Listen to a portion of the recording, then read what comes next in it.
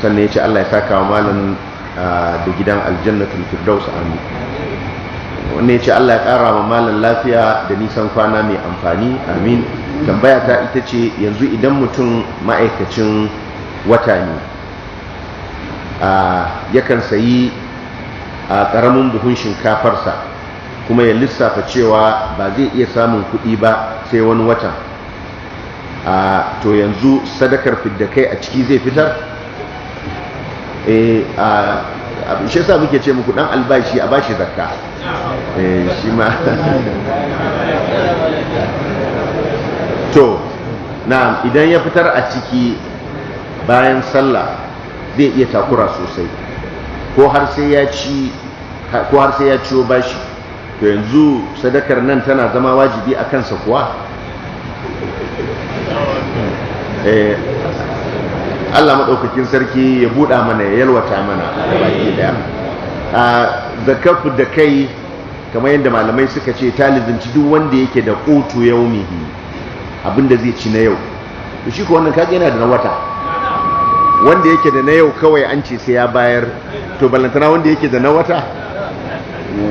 Wanda ɗan ƙaramin buhu zai masa wata, aka gaba su da yawa. Kuma wanda ɗan ƙaramin buhu zai masa wata, aga iyalin ba su da yawa, saboda haka kada ya raki. Inda mutum yana da abin da yake zai ci na wannan rana, to zai fitar da zakka, ta waje ba a kansa. Idan bai fitar ba shi da ne? Ya za ka ce ba shi da kutu yau? Me ake nufi da kutu yau?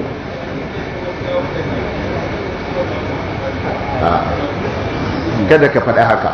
Kutu yau shine kana da abin da za ka ci yau amma gobe ba ka da shi. Shi ko wannan har na wata ya yi lissafi. Malam Ridwan, ka lura da tambayar. Yana da albashi, in ya albashi zai yi kasafi, abinda zai ishe shi na abincin wata daya. Saboda haka yanzu wannan ka ce yana da kutu yau ko ka kutu shahar? Wannan kutu shahar yake da shi, yana da abinda zai ishe shi na wata daya da albashinsa.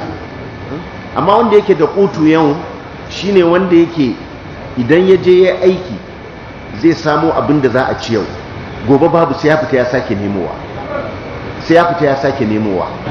Saboda haka wannan wanda yake da qutu yaumihi zai fitar da zakatul fitr, zai fitar da zakat da kai. Idan kuma budget ɗinsa ya rushe, to kada ya ji tsoron al-iqlal daga wajen Allah. Insha Allah Allah zai mayar masa, tunda abin da ya fitar da shi ne daga zatin Allah madaukakin sarki, kamar yadda manzon Allah sallallahu alaihi wasallam yace baya tawaye dukiya dan sadaka. Ma naqasa malun min sadaka, dukiya bata taba raguwa ba, bata taba tawaya ba, ta kare saboda sadaka.